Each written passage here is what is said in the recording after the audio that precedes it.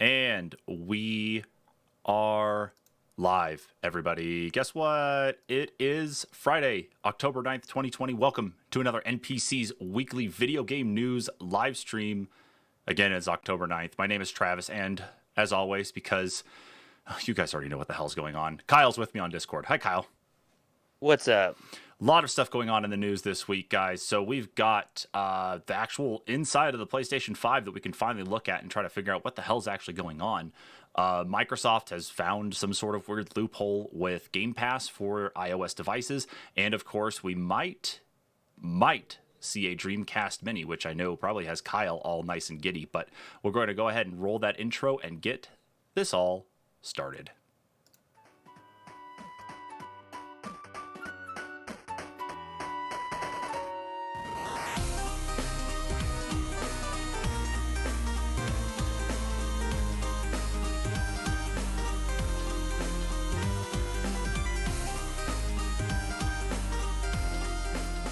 All right, so let's go ahead and hop in here to our first story of the evening. And this first story here comes directly to us from the PlayStation blog, talking about the PlayStation 5 teardown, an inside look at our most transformative console yet. I'll read a couple little blurbs here and then start playing the video so Kyle and I can start kind of tearing it apart a little bit. We began conceptualizing PlayStation 5 in 2015, and we have spent the past 5 years designing and developing the console. Our team values a well-thought-out, beautifully designed architecture. Yep. Inside the console is an internal structure looking neat and tidy, which means that there aren't any unnecessary components and the design is efficient. As a result, we're able to achieve our goal of creating a product with a high degree of perfection and quality. In this teardown video of the PlayStation 5 console, you'll be able to see how we have thoughtfully integrated our technology into this console. We felt it was inevitable to make a generational leap in terms of performance in order to deliver a new next-generation gaming experience. However, to do so, we had to balance every aspect of the system, from focusing on reducing the noise level to enhancing the cooling capacity more than ever before. So, Kyle, did you actually end up watching this video? I did, yeah. Okay. So I will go ahead and get it going. This is directly from the PlayStation 5 team at Sony. So, of course, everything here is in captions. Everything's being spoken, of course, in Japanese. But kind of some of the big takeaways from this video, of course, as we do really start getting up to anyway, though, is the size. This thing is a chonker. I mean... Yeah, it's a beast. It's huge. I mean... I'm glad that some of the pictures that have come out so far of the Xbox Series X, like people actually putting the GameCube on top of it, that it takes up the same space as a GameCube, at least, surface-wise. But, this, on the other hand, you're going to have to almost buy a whole new entertainment center to just take care of this damn thing. It's so god-awful huge.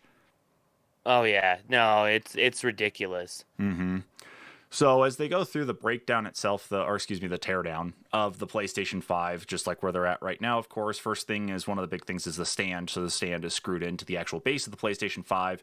The screw is tucked away. The little rubber nub to actually hide the screw hole on the bottom is in there too. So I bet you those are going to be the top two lost pieces of the PlayStation 5 when it comes out. I bet you. And people are just going to give up. Or not try to stand it vertically. They're going to want to put it like a gimmick. Laying down. Yeah. Because what's interesting is that it actually the actual stand itself just clips in, and then you're able just to lay it flat. So it's like, okay. I'd be willing to bet you have to like special order those from Sony, and it's like $5 for the screw in the plug. Oh, I'm sure it probably is. I'd be willing to bet money on it. So you'd have to spend like $10 just to get a hold of a new screw and a new plug. Mm-hmm. So one thing, of course, you can see here, though, too, is them taking off the actual side panels of the device. And those come off so easily that you're going to probably see a lot of customization. I wouldn't be surprised to see skins from like D-Brand where you're able to, throw on any sort of color scheme that you want, make it really your own. So. Oh, I bet people are going to mod the shit out of their cases, paint them and stuff. Mm-hmm. And then the one neat thing here that he's pointing out, which is something we didn't talk about, were these vacuum points. Any of the dust that collects inside, you can actually vacuum through too. Yeah. So I'm going to pause here at this point, though, that's coming up, because I think this is the biggest deal for a lot of people, though. right here is the M.2 expansion interface. And it even says here in the captions, M.2 interface with PCI Gen 4 support. The cool part, though, that you can actually see here is that this slot is a standard M.2 slot. It doesn't say if it's a like the actual key end of it or if it's anything different. Hi, kitty cat. But it will fit any size M.2 SSD, like the tiny ones we looked at for the Series X expandable storage, all the way up to your longer, I guess, standard M.2 SSDs. So that's really cool that all of the riser screw points are in here, and you could basically just throw in any M.2, which is, I think that's been Sony's kind of bread and butter for expansion. As long as it's compatible. Yeah, exactly. Hopefully we'll get a list here soon to say, day one, these are the ones we've tested and worked. But I bet you the ones that right. Can I help you? Oh my God. The cat's all over my lap right now, trying to figure out what the hell she wants to do. All right, there. Better? Okay, cool. Yeah, I think that we're going to get a list here soon, but I think the biggest concern, though, is what's going to be supported, and is it going to be, I'm just going to put you down on the ground, what's going to cost, or like what the cost is going to be per each of those. Is it going to be a requirement that it's one of these, gaming type SSDs like the Western Digital Black, or even like a Samsung, 970, 980 Evo SSD, excuse me. Yeah. It's going to be anything like that. But you're absolutely right. It's whatever. Like, I'm sure there's a lot of stuff that will probably work in there, but it's like they'll say these are the ones that we've tested to actually work. But overall, though, in the actual design of it, I don't know why. I see the Xbox Series X, and I think a little bit more on the industrial side that things actually do look pretty well constructed. On this, though, it just seems like it's so much plastic. I feel like I'm watching someone tear apart a toy. It really does. It feels like I'm watching like one of my kids tear apart a old toy or something. Now, of course, here I'll pause as well. So Could you imagine, though, how expensive, though, it would be if all those components were like machined aluminum? Oh, yeah, absolutely. No. Like, that would be insanely expensive. Oh, absolutely. You think that $4.99 price point is up there. We were originally talking $5.99 possibly as a price point too, but we didn't get that. So, yeah, I think going up to that machined aluminum, yeah, we'd probably see that price point for sure. Yeah. At least for them to recoup the cost. Now, in regards to the cooling part here, where he's actually taken the fan out, I think for as simple as it is to pull the fan, you're going to see a lot of people that over time will probably go in and either try to mod this fan to make it run either even more quiet than it does or even more efficient, because it doesn't look like it's really too much to change things out. It looks like your simple 3-pin fan connector, though, here on the end of it. But the actual cooling part is more interesting overall, just besides the fan itself, is that this uses a blower cooling system compared to the cooling method that the Xbox Series X uses, which is more like a PC, where it's pulling air in from the bottom and kind of pushing it out the top. Of course, when it's turned on its side, it's one side to the other. And with a PC like mine, I've got 3 fans in the front. I got 1 fan, of course, in the back, and then I've got the fans on my GPU that pull the air through and then push it out as well. This, on the other hand, is more reminiscent of what NVIDIA did with their GPUs, the Founders Editions of the GTX 10 series graphics cards. Is that they stuck with the same model of blower. So one of the concerns that I had brought up between you and I, Kyle, was more specifically that, about heat and exactly how well are these things going to cool. And you brought up that there's some discussion about the Xbox Series X heating issues right now, too, that it seems like everything gets really hot. Nobody has a PlayStation 5 in their hands yet, so we don't know exactly what thermals are going to be like so far, but a lot of people with the pre-release Xbox Series X units right now are saying that they do get pretty hot, and even someone, went to grab the expandable storage, and, that was hot to the touch as well, too. Yeah, and had to drop it immediately because supposedly it was so hot. Yeah. Yeah, reports of it getting hot like a fireplace. But you also got to figure, though, the way they have the components packed in, and the way the heat sink in the Xbox is pressed up against the case it's meant to actually conduct heat out to the case too. So Mm-hmm. that's not surprising. This type of cooling solution with those big scoops pushing it through, it's gonna create a huge push of wind through it at very low RPMs, which will be nice because it'll be way quieter. Yeah, but let's just hope though that with the thermals at least that it doesn't suffer much though, because we know how loud PlayStation 4 and 4 Pros can get. Right. I mean, even cleaning them out of dust in that too. So it's gonna be interesting to actually see how how quiet this thing actually will stay, especially under a sustained load if you're playing a PlayStation 5 game. It's I it, I do want to go back to where just before where you paused when they were taking off the Blu-ray drive and how I was talking about how it looks like it's not supposed to be there. Like that really does not look like it's supposed to be on the system. Like it looks like it just like got stuck to the side of the system. And they were like, "Well, shit! Now we got to form a shell around this." Yeah, there it is right there.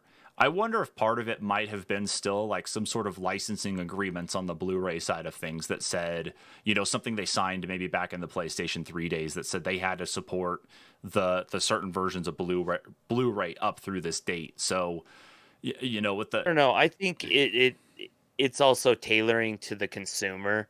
Like true. especially with the backwards compatibility, console gamers aren't quite ready for um, digital games like to be fully Hmm. digital. Whereas PC gamers, we've done it for years. It's not a big deal. Yeah, and You expanding buy the storage. game and you download it, and Yeah. it's you know stored somewhere else. You never have to worry about the disc. Hmm. You know, And expanding storage on a computer is, it can be expensive, but the cost for yeah. storing any data whatsoever on a computer has definitely come down. And with the support for external storage on the Xbox One and the PlayStation 4, the fact that the PlayStation 4 can actually be opened up and a new drive put in, at least there are different ways to be able to handle a lot of it. But yeah, I think you're right though, is that part of it, first off, probably does lean into exactly as you said, that it just doesn't seem like it's supposed to be there. Uh, they just had to do what they could to put it together and go along with it. I But I bet think licensing still ties into some of it too. Oh, I bet so. But I bet when we see the all digital unit, it'll look it'll look a little different. It'll look more natural when they crack it open Probably. because of that. But the But question is, what is going to be here? Because look at the size of that actual housing for the Ultra Blu-ray drive versus the rest of the internals here too. What is going to be in that spot? I can only imagine maybe another fan. Maybe I mean it's a pretty big void to fill. So well, I mean the case is smaller too. You got to remember it it is a little holds the thinner. same yeah, it holds the same Yeah, shape on both sides. that's right. Whereas The all digital, yeah, yeah, the all digital's the exact. Okay, so just because they went concave, but that's only going to take up about maybe half the space of what this drive takes. So I wonder what else is going to be in there. But we'll see as mm, more teardowns come through anyway. But yeah, so I paused here. I think it was about here at this spot, of course, that a lot of people were also curious about was Wi-Fi 6 support on board and Bluetooth 5.1. So Wi-Fi 6 is the newest version of Wi-Fi we're at right now, or at least one of the newer standards of it. And then Bluetooth 5.1 offers a lot of additional support for Bluetooth, especially low power Bluetooth, earbuds as well though too. So like here's my Anker Soundcore Liberty earbuds. There's more support for those types of devices as well too. So I wouldn't be surprised if maybe more emphasis on Bluetooth items as we get into maybe like PlayStation VR stuff in the future too. I know there's some Bluetooth stuff going on there anyway, but I'm just wondering if there could be more. Because I think Bluetooth 5.1 can even handle more devices at once. I just have to go back and look. But I think, I don't know if we're going to get there here. This is a really short video. It's only about 8 minutes long anyway. Now we're actually going to be seeing the motherboard and the SoC as well too, which honestly, so they actually go into detail on this. It's a Zen 2 processor, so it's based on the current version of the current available version of Ryzen processors. So that's the Ryzen 3000 series processors. it has an embedded RDNA GPU into it, Navi GPU. So it's going to probably be something similar to the probably 5600 XT, maybe not necessarily the 5700 XT, but it's also customized though too because of the support for ray tracing as well. And there's no GPUs out from AMD right now, even with my 5700 XT, that do support ray tracing natively. That'll be the next generation of GPU coming up. So this probably has a nice mix of existing GPU tech and the newer stuff that's coming out. For the storage as well, though, too, it's actually soldered to the board itself, so you won't be able to expand past what you'll be able to actually just slot in. But I guess, that's kind of expected nowadays. You're only allowed to do some stuff to a point. But they, this actually is looking like a pretty nice setup for what they're doing, though. Especially, I'm just trying to see here because here's the motherboard. There's the actual SSD controller. These are the actual SSD chips. Where exactly is the M.2 slot? They flipped this around, so this was the upside. This is right side up. I just want to see if we can actually see it. Because if it's right on top, I think this might be it. No, it's right there. Okay, I'm just trying to figure it out because one of the things that really is talked about is, just how fast the SSDs are when they're connected in.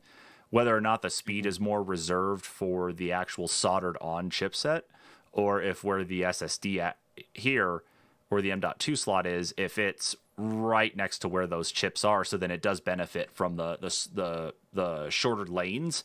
So then you got less latency and you got faster throughput. Okay, so if we know it's there, I just need to see him flip it. It's relatively close. So in it itself, when he flipped it over, you can actually see there's the mounting holes right there. So it looks like it's just it's very short distance to it. Oh yeah. Yeah, so you're talking. So it'll benefit from the controller quite decently. Yeah, it's not like you've got the setup over here and then like the M.2 is over this way. Yeah, it's in a very shorter distance here to actually support that. So okay, I just wanted to kind of look at that there. But yeah, so of course everything is a system on a chip, just like it normally is in a game console anyway. You usually don't have a separate CPU and GPU on separate dies in one of these in a console. But, again, that being expected anyway, though, too. The one thing that we weren't necessarily expecting is the cooling, like the actual thermal compound that they were using, too. And Kyle, you had said that there was actually a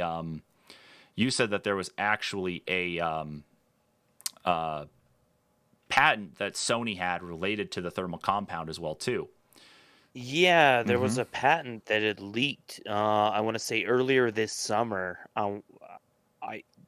I could be wrong about when it was, but I want to say May, June, that they were actually going to be using the liquid metal compound, and it kind of blew up a little bit for a week or two, about how are they going to do this? That's insane, especially on a game console, but here they are, they did it. So yep, and using liquid metal now to actually to act as a thermal compound instead of like Arctic silver. As a well-known example, the liquid metal itself offers better transference of heat to the actual heat sink and cooling system.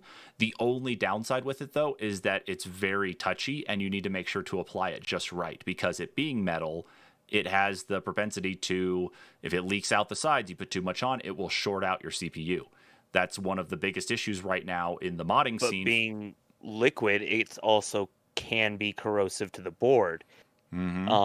Hence why they have the dual walls on the reservoir there. Yep, absolutely. And this is one thing we had talked about, though, in our chat before, like, what was it, when the teardown came out, was the rumor that had been going around specifically about the higher failure rate of the PlayStation 5s. Like, they were having a high yield rate on failures for any of the PlayStation 5s that were in manufacturing, and Sony had to come out and say, no, that's not true, everything's fine.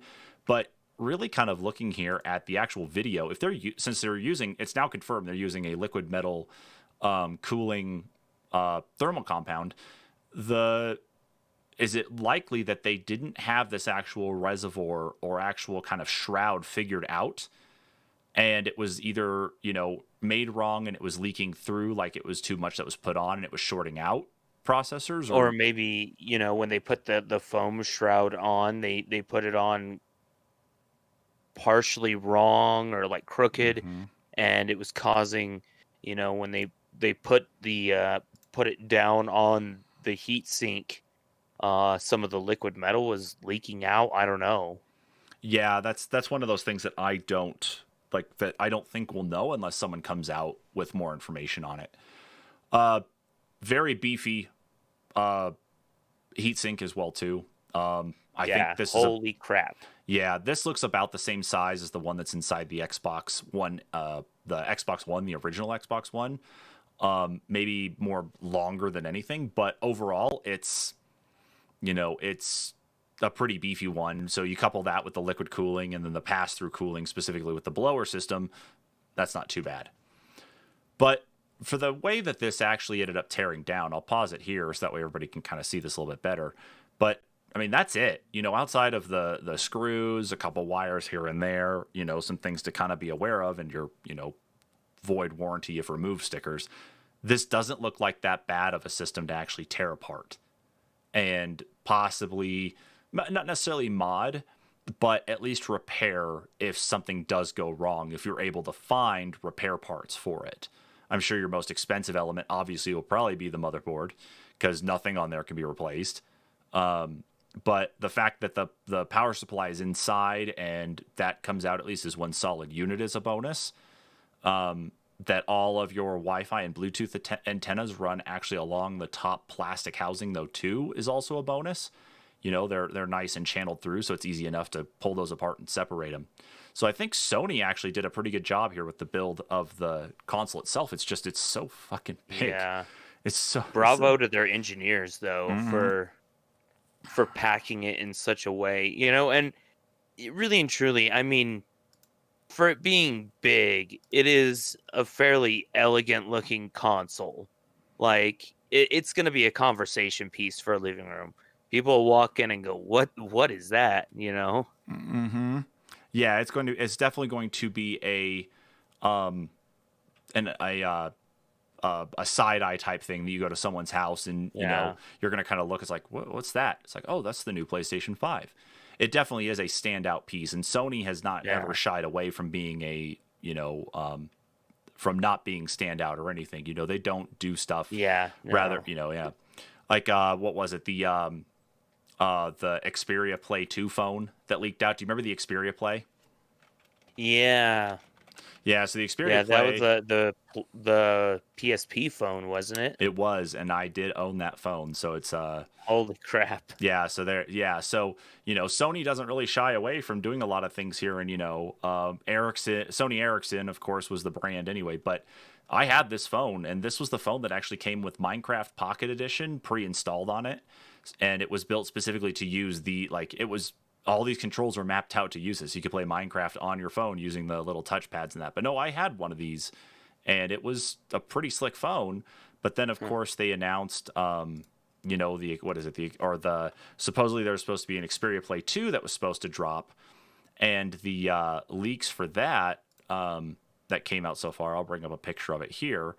Let's see, open image, new tab. There we go. This right here, Kyle, if you're actually looking at the stream, that is what Sony was going to come out with as a successor to the Xperia Play, called the Xperia Play 2. Yeah, I did see an image of that. So again, you look at the top of it, it looks like a phone from that time period, with the larger bezels, the 4 buttons, because Google doesn't do that anymore for Android devices anyway. But no, it was definitely an updated refresh of it. But again, it keeps most of the aesthetic of what you'd expect, and then boom, slide this out. So Sony does not ever really shy away from doing this stuff. And so I think here's you're a right. cool idea. It's gonna be a What nice if they did showpiece. that as what if they came out with a new Xperia as to be a competitor to, I don't know, xCloud for Sony Remote Play? I don't necessarily think it'd be a competitor just for xCloud. I think because it'd be an Android device, you could run both xCloud and and PlayStation Now on it as well. But I think Yeah. where it would definitely come in handy right now and probably help Sony get back up there is that gaming phones have become kind of a normal thing. Razer's got their own gaming phone. Asus has their own.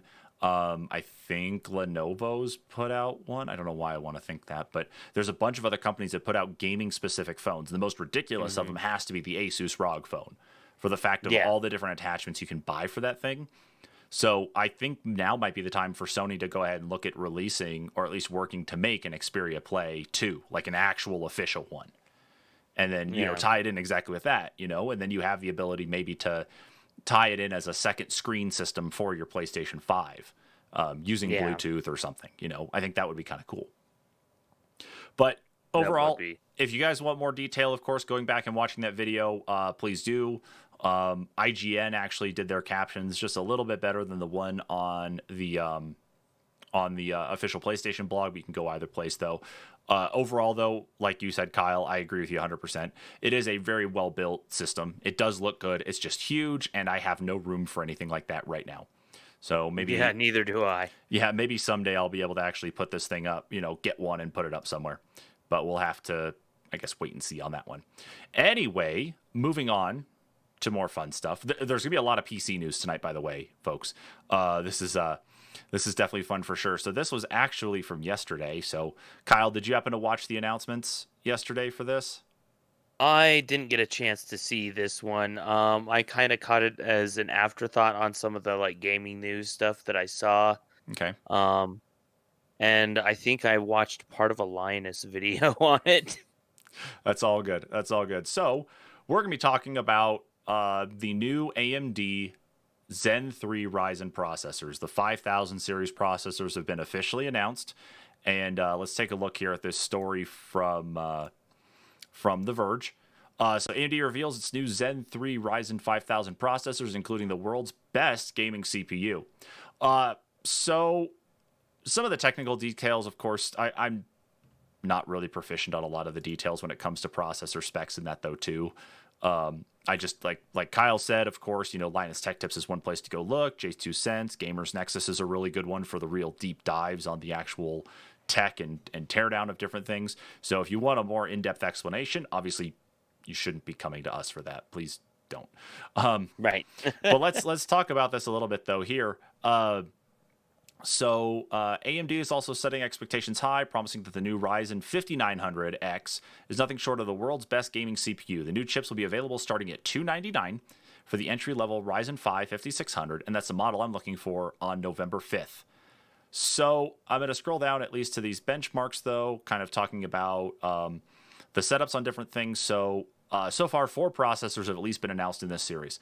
We've got 2 Ryzen 9 processors, the 5950X and the 5900X, with the 5950 with 16 cores and 32 threads at 105 watts TDP, with a boost clock frequency of 4.9 gigahertz. That actually puts it just shy of where I think the Intel i9 10900K can get to on its boost, which I think is flat out 5.0. But it has a 72 megabyte cache, and of course, but it's going to be at the higher end on price at $800. So you're talking the 5950X for sure. Where I see a lot more people buying stuff, though, is probably going to be more towards the bottom here. And honestly, I'm really looking at the bottom myself. So like either the Ryzen 7 5800X, which is going to go for $450, or the Ryzen 5 5600X at $300. Kyle, I know you're going to build your PC here soon. Are you going to hold off to get one of these, or are you going to say fucking I don't know. Intel? I probably will hold off to get one of these, but stuff is coming out so fast lately. I don't know. I almost need to get a gauge on where the market's at, so I can see when we're going to hit a point where it's not going to be every 6 months. There's going to be a new processor, you know? Right. And it's like, I only upgraded my processor last year as a birthday gift to myself. So I have the Ryzen 7 2700X. My problem right now, though, is that I'm a generation behind, at least even before these ones release, I'm a generation behind. But my problem, I think, is that my motherboard is a launch Ryzen motherboard. I'm talking like original Ryzen 1000 series processors. Oh, man. And so it's, I think, suffering from some problems more so just from age than anything. I mean, it's about a 3-4 year old board. So I'm kind of trying to play this hand in hand to get a new board and a new processor at the same time. So I'm going to be checking Micro Center for those motherboard CPU deals. But yeah, it is moving way too quick, dude. It really is. And it's tough to kind of stick there with it. Like I've even considered, because the old 3000 series Ryzen processors are going to be probably discounted pretty deep with the new 5000s coming out, that it may actually not be a bad idea to consider upgrading to even the 3000 series, because a Ryzen 9, let's see, what was the previous version? Ryzen 9, crap. I can't remember, what is it? Ryzen 9, I think it's like 3900X or something, and 3950X. You know, those will at least be discounted, but they still at least have plenty of power to them. So I think the only thing they'll really suffer from more than anything is probably just the actual caching, and that's it. So, but so anyway, of course, where people really care about coming into here for game news is, let's take a look at the actual benchmark screenshot here that The Verge got from the presentation. So this is looking at the benchmarks for the Ryzen 9 5900X running at 1920 by 1080 at high image quality preset. Where it really stands out more than anything is League of Legends running on DirectX 11 has a 21% increase over the actual output of the Core i9 10900K, which is the top of the line Intel CPU that you can get before you start kind of working your way towards workstation processors. And then CSGO, which is still a DirectX 9 title, benefits at a 19% increase over the Core i9 10900K. But as you can see here, of course, you know, there's definitely some marginal changes there. Of course, there's a bit of a dip here to show that Battlefield 5 on DirectX 12 suffers by 3% compared to the 10900. But overall, I mean, everything else either seems to meet or beat, which is, you know, for what they're offering and the price they're putting out there is pretty good, you know, at least until we get independent benchmarks and see what happens. But I think we're now at that point, though, anyway, with the CPUs that, yeah, Kyle, it's just, like you said, it moves way too quick. It's just kind of tough to figure out, what do I want to buy? When do I want to buy it? When should I buy it? Do I have the money for it? Because these are dropping now, how soon is it that we're going to hear about the next ones? You know, what's the benefit to me getting this now instead of waiting for even the next generation?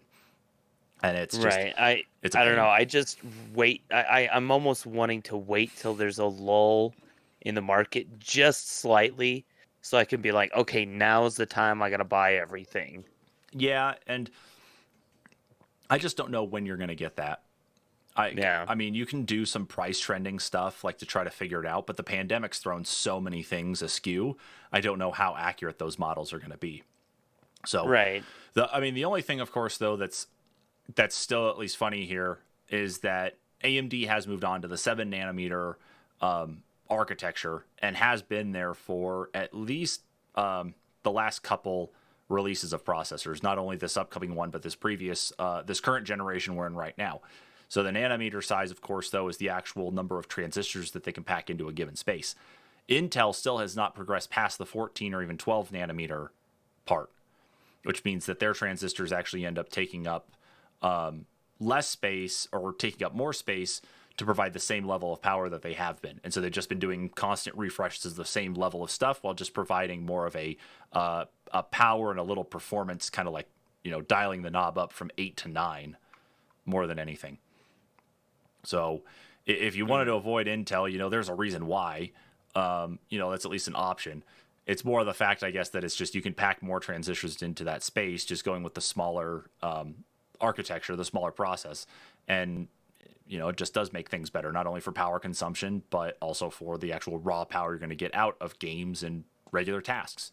So right. I do get the fatigue, but I would say probably, if anything, maybe go the route that I've been thinking, Kyle, is just to go with a current 3rd gen Ryzen processor, the Ryzen 3000 series, and then get yourself a 5700 XT, or even go with a Radeon, or not a Radeon, but a NVIDIA GPU or something too, and you probably end up being set still for another few years. You know, it's only the enthusiasts who really truly need to worry about this. Not us. I mean, I need to upgrade at least the motherboard, but I might as well just do processor at the same time. But then My wife hears that, and it's like, okay, well, no, because no. She won't let me do it. She won't let me. I told her, it's like, hey, I want to take you down to Denver because I want to go to IKEA. I want to go look at some stuff to start planning out what we can do possibly for redoing some things in the kitchen. And she's like, and? I'm like, what? She's like, and? I'm like, yeah, and I want to go to Micro Center because I want to see if I can find a motherboard processor deal for my computer. She caught me in it. She called me out on it, Kyle. That's how marriage works, man. I love her to death. She supports me and lets me do a lot of this stuff anyway. So I like to just give her some crap sometimes just to kind of mask that stuff in. But anyway, so we're gonna see the new Ryzen processors coming out here in another couple weeks. And then, of course, we also have an announcement coming up on October 28th to talk further on the new Radeon RX 6000 graphics cards, which are the ones that are going to include ray tracing, which is what NVIDIA has been doing with the RTX series. So, yay. Now, let's actually get into talking about a story. And this time, of course, upon the menu is Xbox Game Pass. So, Kyle, I want you to talk to me about this one here because I don't know how this is going to work. This is going to be a very interesting one to see exactly how things are going to stand up. But talk to us about this story here from The Verge about Microsoft is bringing xCloud to iOS via the web. So, Microsoft is working on a direct browser-based solution to bring xCloud to iOS early next year. Sources familiar with Microsoft's plan tell The Verge the company has been developing a web version of xCloud to run on iOS and iPad OS devices alongside continuing its work on app that hopes will eventually run on Apple's platform. Microsoft's gaming chief Phil Spencer revealed the company's browser-based xCloud work during a recent internal all-hands meeting. We absolutely will end up on iOS, said Spencer during the meeting. Nothing that feels good about the company's iOS nothing that he feels good about company's iOS progression will end up on the phones, up on the iPhones and iPads with Game Pass. Business Insider first reported the news of the web version for iOS. Apple has been blocking services like iCloud and Stadia from running on iOS devices via its App Store and recently offered an olive branch for these services with some big restrictions. Apple insisted that developers must individually submit their games as separate apps using their streaming tech. Microsoft and Google are free to create a catalog-style app that collects and links out to all the individual apps. Microsoft wasn't impressed with Apple's approach, and xCloud's potential launch on iPhones and iPads hasn't left in limbo as a result. We understand Microsoft is targeting an early 2021 release for a web-based version of xCloud for Apple's devices. The browser version would bypass the App Store, just like Amazon is doing with its new Luna gaming streaming service. During the same all hands call at Microsoft, Spencer also discussed the company's plans for xCloud on PC. Spencer described PC as a great opportunity for both Game Pass and game streaming. Microsoft is aiming to bring xCloud to Windows 10 PC in 2021. The software giant has been testing a preview version with employees for months, and it will debut at some point next year. So, okay, so just to kind of help explain for people, I'm going to stand up here and grab this stuff really quick. Hang on. Let's see.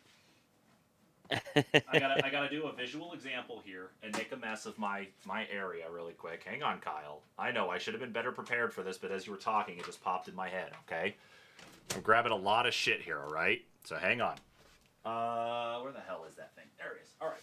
So all sorts of stuff. Jeez. Yeah, I am. I'm like bringing over everything here in my house. All right, so let's go ahead and explain kind of what's happening here for people who may not understand why Microsoft is going this way. Okay, so on Android devices right now. So if I actually bring up the app here for Game Pass and show you guys kind of what it looks like, if you haven't actually used it yet, let me go ahead and get rid of that there for now. So we take a look here at the Game Pass application, okay? So we can see there that in the cloud section that there are all these different games here that I can just go and grab. And as you can see, of course, I'm just writing that one app and there's all of it. I didn't have to install this game separate or anything else at all. I launched Halo Master Chief Collection for some reason. Okay? That's what you can do on Android devices. Here is what Apple is telling you to do. Apple is telling you, or telling Microsoft and Google for Stadia, that they need to take every single one of their games, like this, like here's a whole stack of Xbox One games, okay? They are asking you, or they are asking these companies to go ahead and submit each one of these as its own individual application, okay? That right there on its own is a rather time-consuming process. Now, what they're basically trying to say is that when you go ahead and submit all of those as separate applications, you are now able to go ahead and create a catalog application that allows you to launch those separate applications, so you can actually keep everything nice and neat in one spot, but not really. What that's more reference to, and I know this is definitely really old for a lot of people, is this.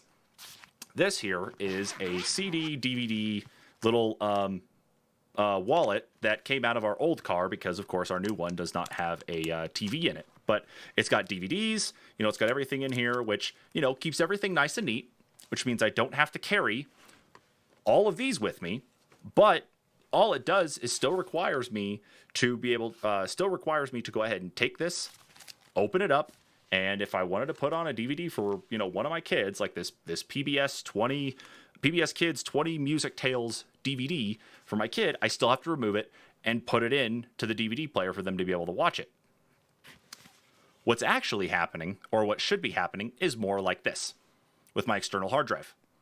Every single movie and piece of music that I've ever owned and have ripped legally reside on this hard drive. It is easier for me to go ahead and take this one thing, plug it into somewhere where I need it, play music, play the videos, play any sort of games that I might actually have put on here, and it's all nice in one neat spot. What my phone does for Project xCloud and for Game Pass is what this does for me for my music and movies. What this CD DVD wallet and all of these do here, got to center myself on my camera, what these do here is more indicative of what Apple is trying to do right now. So that's why you are seeing all of this stuff being bypassed at the moment, or at least bypassed in the fashion of using some sort of web application to play these games. And it's just a pain in the ass. I mean, did that work? Did that make enough sense to actually kind of break down what's actually happening? Yeah, but to me, I want to put this in. When they say browser-based solution, that makes me awful reminiscent of like the early days of GameTap, where you actually had to log into a browser window to launch a game through GameTap, and it was like streamed to you, or you downloaded it. But for the download to work, you also had to open up a window to GameTap, and then it was weird. Yeah, that's really kind of how this feels, but I don't know if it's going to be more of like a browser window that opens up another application. I know that in other applications, not necessarily just on Windows, PCs, and that. And with some of those games, it wasn't even another application. It was like what cloud gaming would have been, but I don't know, a shittier version of it, I guess. Mm-hmm. But yeah, I just don't know how they're going to deliver. It's an interesting concept. It'll be weird to see and interesting to see how they execute it, but I don't know. Yeah, I have an iPad and my son has an iPhone, so he's on my family account for Xbox, so he can sign in and play Game Pass games on his iPhone when that time comes, and I can also set it up on my iPad and see how things work when it comes to that time. So I'll report back when that officially launches this next year, and we'll see if it's actually working really well or if it's just junk and we need to move on to everybody using Android devices, make a monopoly of the entire system. But that's enough on that story there. What's next here? Ooh, Kyle. Let's talk about this one. This one's going to be a fun one, mostly because I really like the thumbnail that I made for this. All right, Kyle. So I'm going to let you talk about this one again, though, too. And I'm going to keep my thumbnail up here. Or no, I'll go to the story and then I'll come back to my thumbnail. But go ahead and talk to us here about this new Resident Evil film series that's going to be coming out. It appears to be a reboot of the franchise. Constantin Films is working on a new Resident Evil film adaptation, which will have faithful ties to the game franchise. According to Deadline, the Resident Evil film is set to take place in 1998 on a fateful night in Raccoon City. The film is being helmed by a writer-director, Johannes Roberts, and some of the main characters have been cast.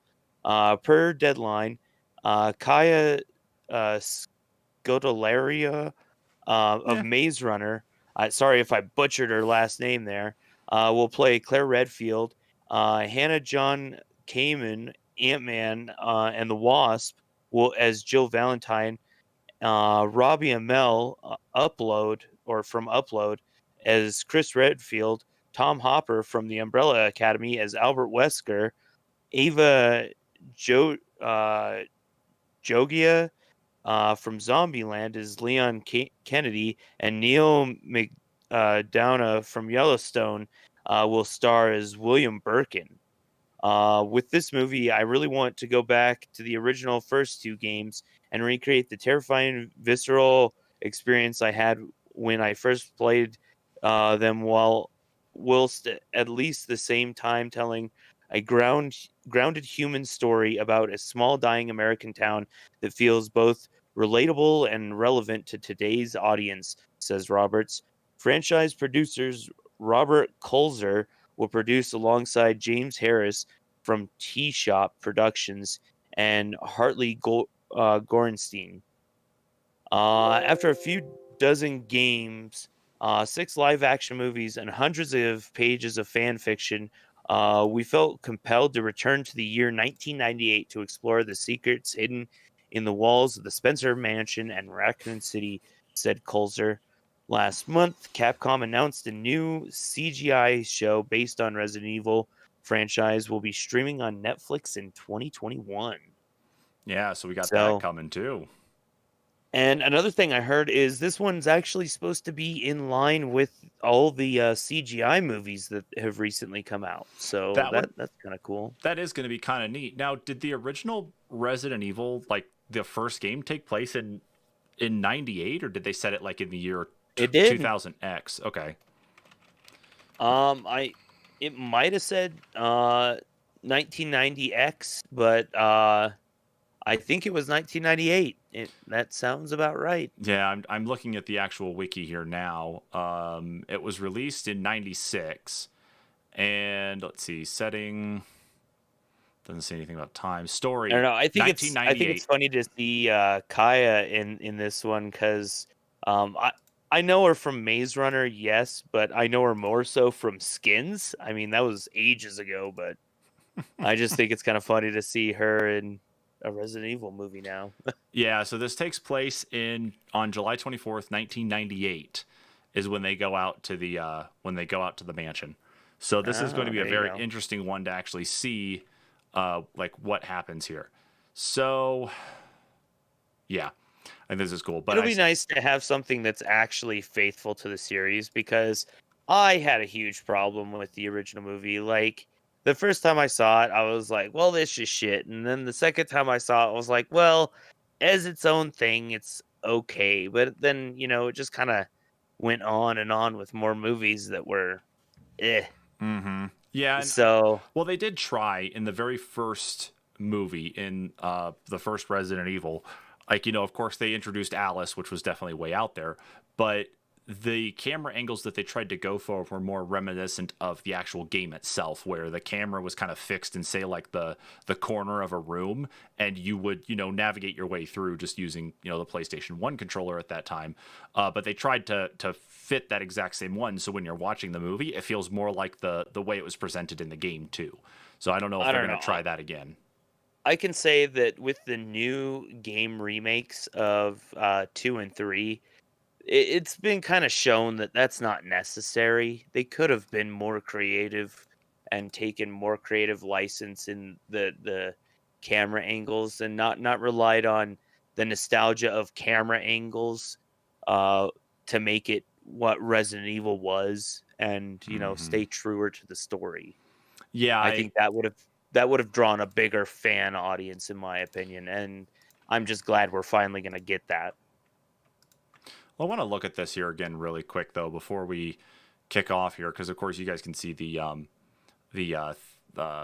the main actress there, Kea Scoldelario, who's going to play Claire Redfield. I'm just trying to see exactly who the rest of these people are. So Hannah John Kamen is the one who played Ghost in Ant-Man and the Wasp, the one who kept on, phasing in and out of Right. the reality.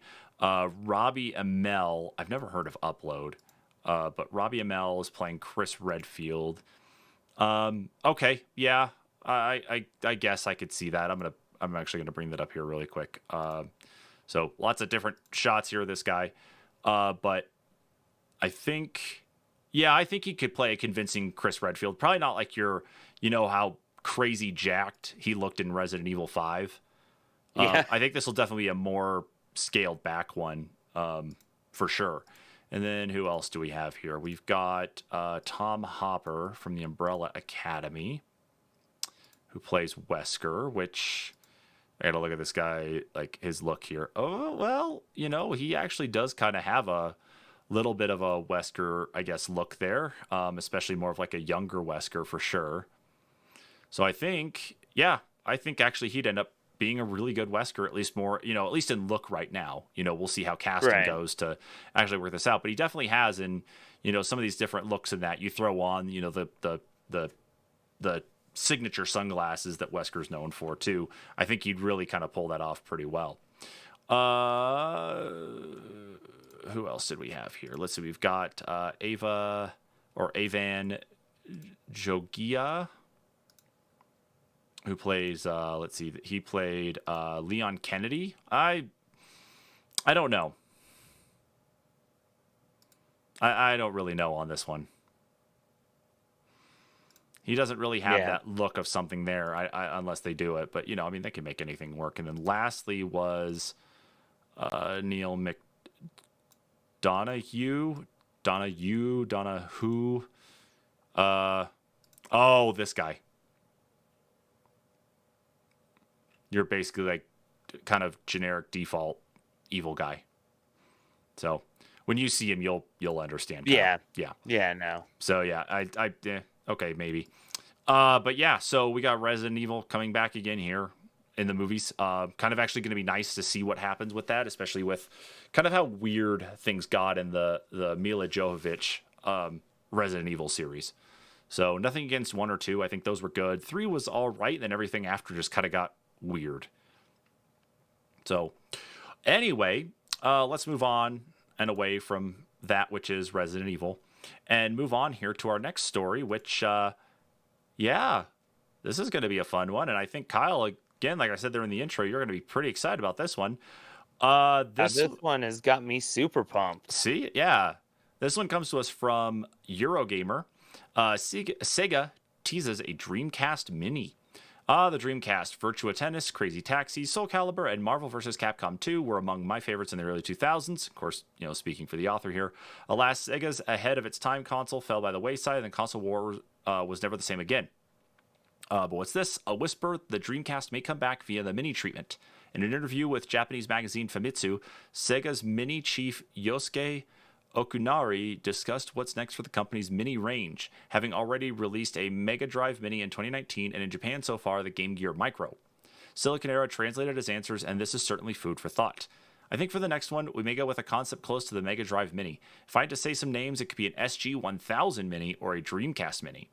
Let's be honest here. Sega isn't going to make an SG-1000 Mini. The SG-1000, and I had to look this up, was Sega's limited release entry into the home video game hardware business. Came out in 1983, the same day Nintendo released the Famicom in Japan. It predates the Master System by a couple of years. So we have a Dreamcast Mini on the cards, and that makes a lot of sense, I think. The console enjoys a hardcore and loyal following even to this day, nearly 20 years after it was discontinued. So, Kyle, you're probably going to get your Dreamcast Mini here at some point in time. God, I hope so. It's only been a long time coming, right? Uh, yeah, no doubt. Like, and there are so many good games that were on Dreamcast too. Mm-hmm. Um, and if they could put like a really, really solid library, I'm not talking about no goddamn Altered Beast Sega. Um, like a solid Oh shit. library this time. Uh, Oh man. Okay. like they could easily charge like $150 for it, and I would pay it. I I don't know if they're gonna do that. I honestly don't think you're gonna see anything like that. Did Like, you? give me some like Jet Grind Radio. Give me Ooh. some Time Splitters. Mm-hmm. How many Sonic Uh, games came out on the Dreamcast? I want to say two. Just the two Sonic Adventures. Probably gonna see at least one of those. Yeah, yeah, I wouldn't doubt it. But the question though is, Um, did you buy the other? Did you actually buy the Mega Drive Mini? I have one. Yeah. Okay, and how does it fare? Like, I'm going to use this example here because the mini console stuff has just gotten really weird. But how Well, does it mine fare to mine say is like the the Super Nintendo? American Sega Genesis. Got it. Uh, But how does that but fare to the like how the Super Nintendo Classic plays and the NES Classic plays? How do those feel and work compared to the one that I you don't know. have? I really like the setup of the Sega. I've really enjoyed playing it. Okay. Granted, mostly what I've used it for was Road Rash. I'm not going to argue with you there. I won't argue with you one bit. But But I love it. It'd be really cool if I could get my hands on the Tower of Power setup. Um, but God, what a fucking disaster of a setup there. yeah, I well, but they make them for the little mini consoles. Like the little door in the top opens and you can plug on the Sega CD and everything. So they make the Tower of Power attachments for it, and I really would like to get it just because I mean it's cool, you know. But I was a Sega kid. That was the console that I had when I was Just in growing case up. anybody doesn't know what Kyle's talking about, that's it right there. This is actually the Sega Genesis Mini with the Tower of Power going on. Yeah, Oh, just and truly amazing. Alex made a Truly good amazing. comment here. The Power Stone games too. Oh yeah, gotta love the Power because I Yeah, bring those up all the time when we do our discussions yeah, you do. uh, But this, for our like, lists. I think So it's funny though that it's like they appeal to fans with the whole Tower of Power thing. Just to it's like this was a thing then. I know it can definitely go much larger though too, but it's kind of funny that at least they brought it back to the mini thing anyway. Um, yeah, oh man, though seriously, it's like oh god, but really? I mean, the potential with the Dreamcast, like they could even put out uh, like the VMUs again. Even if they didn't actually do anything and they only had a couple of, like the VMU games on it, that would be Mm-hmm. amazing. Just Yeah, to add it to your controller for the Dreamcast Mini. I I think if that ends up being a thing, like what did the Genesis Mini cost you? Honestly, I got it from my work, so I think I spent $30 on it. Okay, let's see here. But I think Sega. they're like 50 or 60 new. Sometimes the pricing on them goes to 80. That's what I'm looking at here. Ju- So yeah, you're talking $49.97 through GameStop for a brand new one in box, or Yeah. 60 through Walmart. See, and mine still had the like the like factory peel plastic on the shiny parts on the top. Mm-hmm. So, Yeah, yeah. and the SNES Classic is not being sold anymore. So the only prices that come up for it are the prices that probably only collectors will pay. See, and Um, I can honestly say my SNES Classic is a European version. yeah, and I like the European version where the with the variant. I really like that look of it. I had a friend who actually had that version when I was a kid, and I had your standard American The release one. But and I wish I kind of had the American version of the mini Super NES because it would match my full version. But I guess having the European version because they did make the European version for America. Um, yeah, that's fine. mm-hmm. Well, so the SNES Classic went for $80 brand new, which is all right. I mean, I guess for what it is, there's always a Nintendo tax on things anyway. So I guess that was Right. kind of to be expected, but it is cool that a lot of these companies are actually considering this for like re-release and that. I know we're supposed to have some sort of like mini Atari, but I don't know how many people are burned out from the old plug and play TV games that you could buy, out of the blister Well, packs at like and Walmart. I want to say Atari's just getting ready to ship the VCS, aren't they? Yes, that does actually sound right. Yeah, I want to say just a couple like last week or a couple weeks ago, I saw some images of the VCSs being packaged. So if you backed them on Kickstarter, you might actually get one. Yeah, and I'm loading it up here right now from Oh God. Okay, I'm gonna throw up. The VCS 800 Onyx all-in-one system bundle is going to go for the same price as a PlayStation 5 all digital, Yeah. $400. That's some straight up grade A crap. That's you're not gonna have many people getting those. Yeah, They're it's definitely pretty gonna be a weird. limited release. But Jesus Christ. Okay. I mean, but yeah, I mean, if we see more releases of these mini consoles and that though too, maybe it will help to kind of get past some of the issues that Nintendo's been having, and Sega and Sony and that too, with emulation and ROMs. That if you can actually take some of these games that people do download more often than not, and actually turn it into a viable product that you can go purchase, that's pretty cool. That is actually something that might help kind of negate some of it. And then you have this tiny little console, like the Super Nintendo Classic is not very big on my entertainment center. You get more of those, then it's less space to take up. It's easy enough just to switch around or use an HDMI switcher, and you can play these cool little games again without breaking the law. Right. But again, it depends on the person, I suppose, that wants to go do that. So anyway, this next one here is actually a short, quick, easy story on this, and it's actually a quick update on the Super Nintendo world out of Japan. So, from Kotaku, just really quick, originally Universal Studios Japan's Super Nintendo World was scheduled to open this July, but due to the novel coronavirus pandemic, the Mario-themed area was delayed.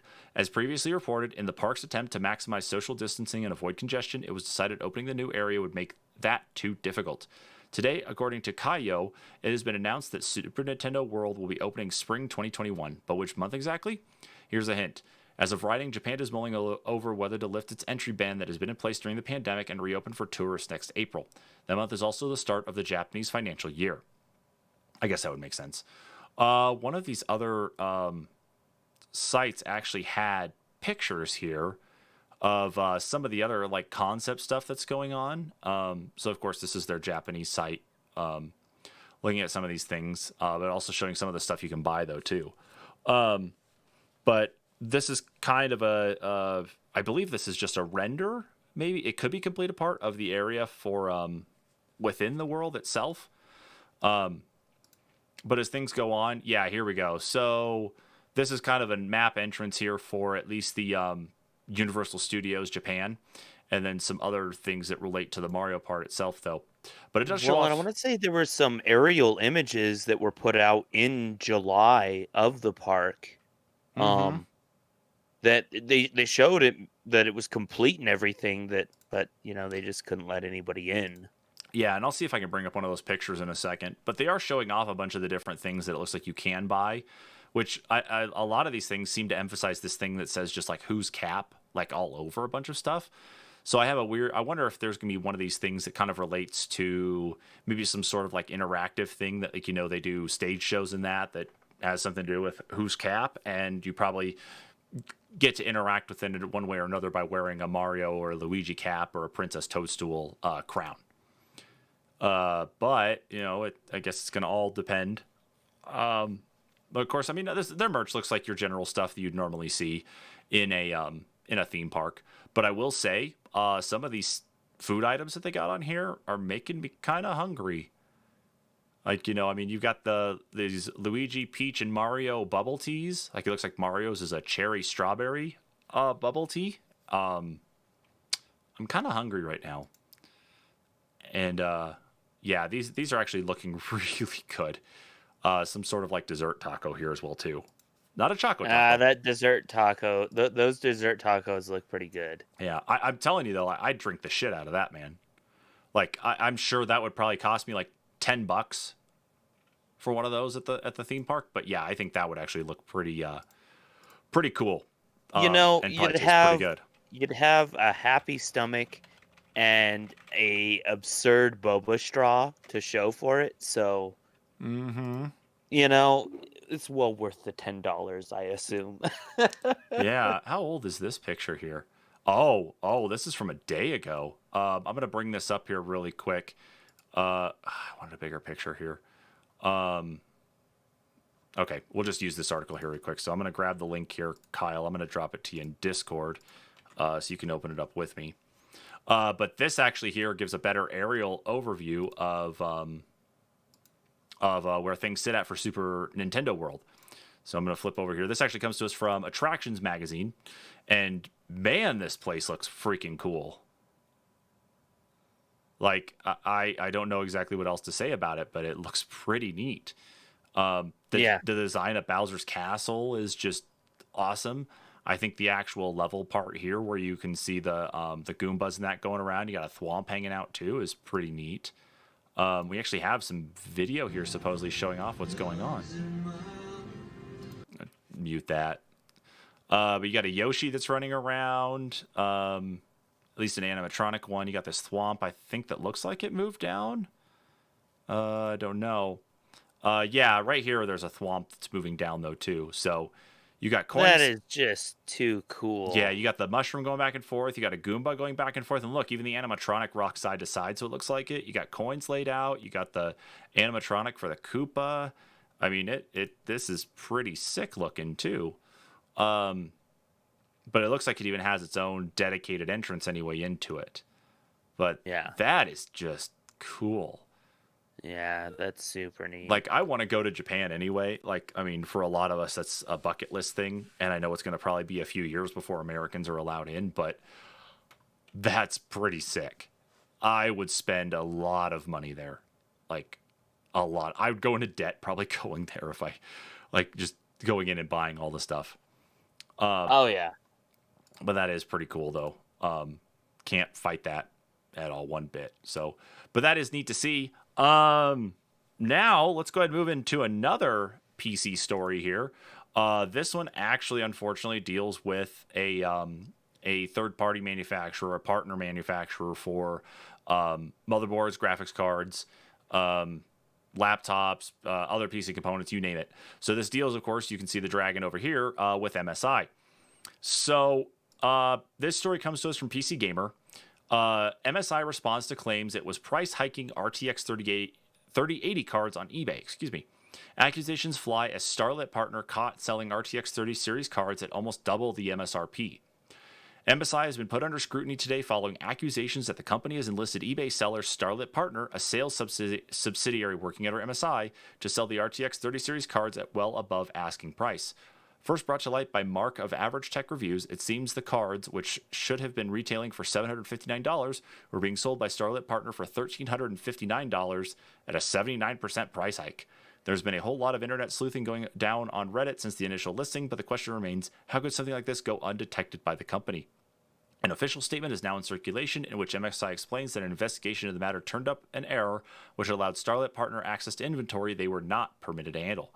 Starlit Partner, founded in 2016, is a supplier of refurbished GPUs alongside other components, accessories, and more across eBay and Amazon. The company is directly linked with MSI, with Starlit even being based over at the MSI headquarters. According to Gamers Nexus, one of my favorite YouTube reviewers, specifically for PC components and that, if you want to go see some really technical stuff, go subscribe to him. According to Gamers Nexus, however, the eBay team appears to consist of just one person.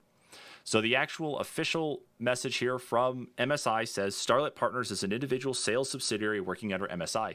They carry excess inventory and refurbished items and would not be given newly released products such as the GeForce RTX 30 series graphics cards. As such, we have conducted an investigation and found that an error allowed them access to inventory they were not permitted to handle. Starlit Partner has been instructed to contact the individual customers who purchased these graphics card products and offer two options: return the product and receive a full refund, or a partial refund of the amount paid over MSI's MSRP. Moving forward, MSI will enforce a stricter policy to avoid situations like this happening again. But before you go grab your torch and pitchfork, remember it's easy to demonize an individual, but at the end of the day, it often comes down to a managerial issue, and MSI is now answering to this. For its part, MSI has assured the public there will be a stricter policy to avoid situations like this in the future. It is also asking Starlight Partner to offer those who have been sold the unreasonably priced card 2 options: return it, receive a full refund, or get the partial refund. There's been a lot of controversy around NVIDIA's RTX 30 series launch, with dodgy resellers buying everything they could get their hands on at release and auctioning them off at exorbitant figures. And yet this is another middle finger to the average PC hardware consumer. Oh, Jesus. Man, what a fucking oversight.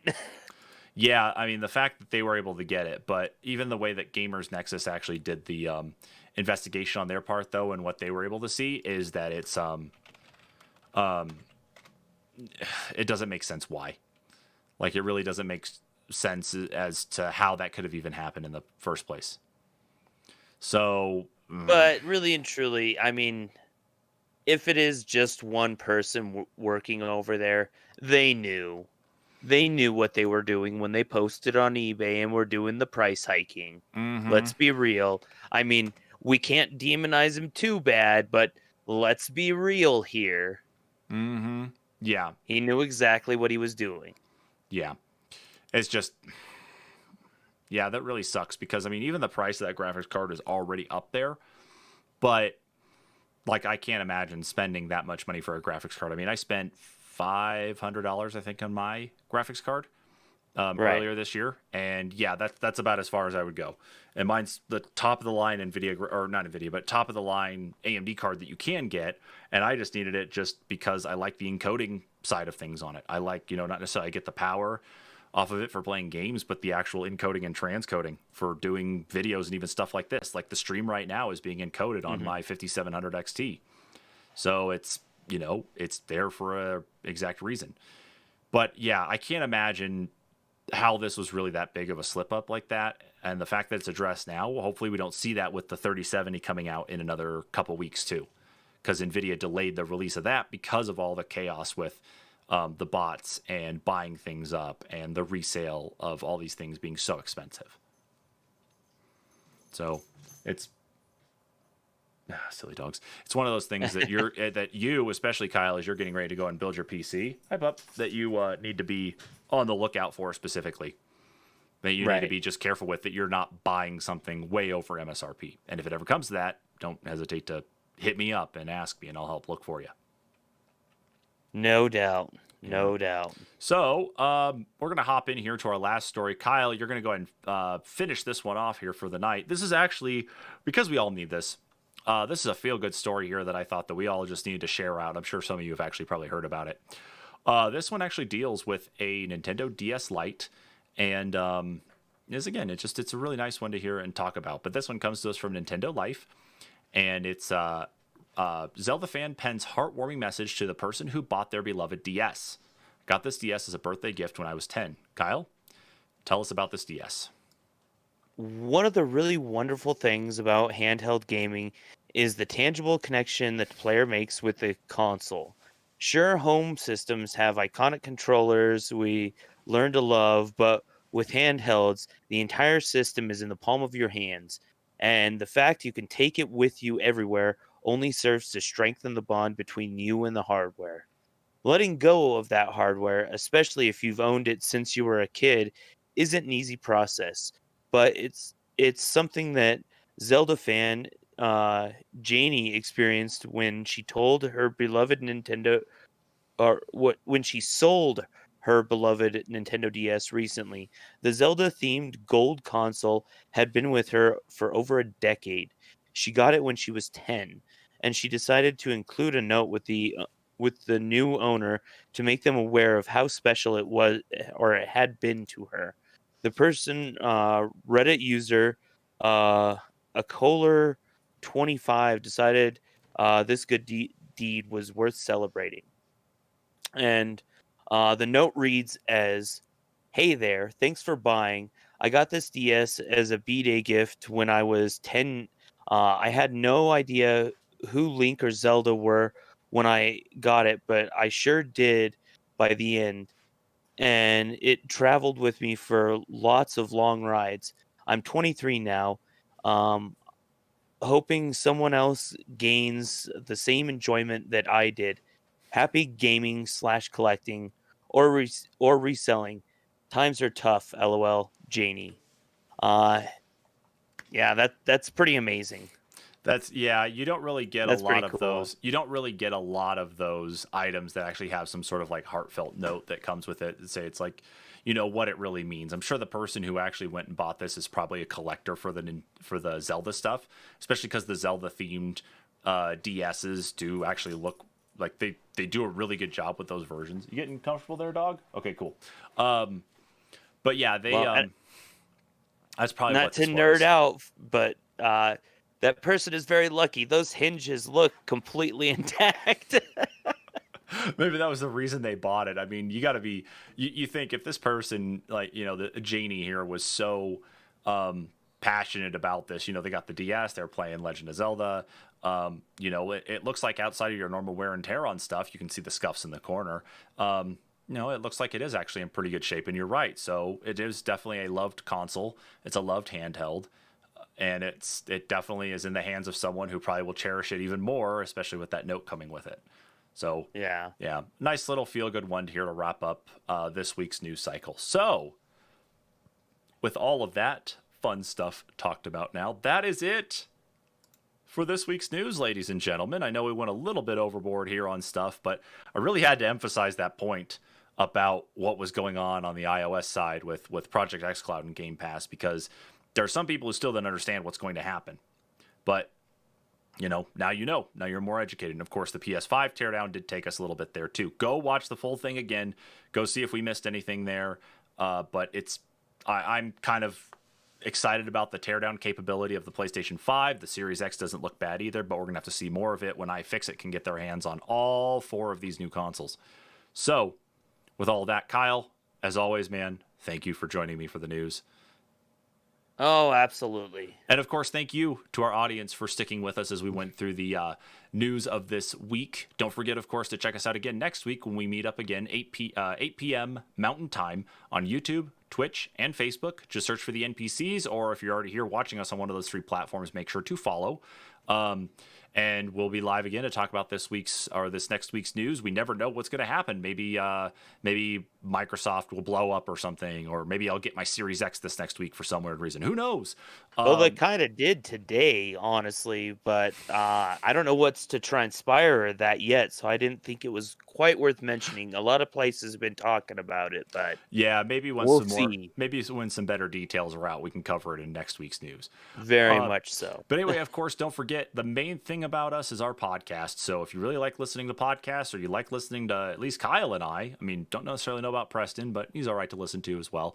Go check us out. Our homepage for that is anchor.fm/the-npcs-podcast. Go there, platforms galore that we're supported on. So we might actually be on your favorite platform. So go make sure to check us out there. Again, everybody, thank you for tuning in. We will catch you all next week. Laters.